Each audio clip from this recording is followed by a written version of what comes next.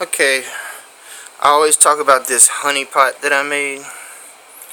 That's it down there in the Zebulon corner. Well, Zebulon's side, but it's in the corner of the room.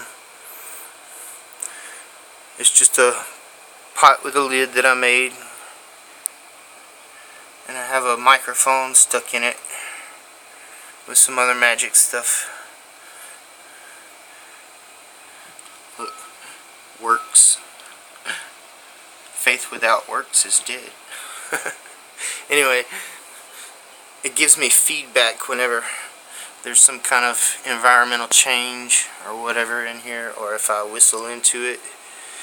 I have it plugged into this amp, this bass amp, and then a external speaker.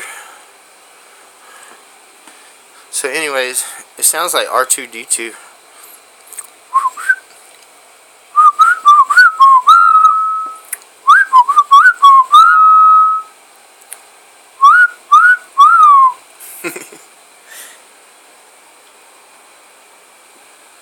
Anyways,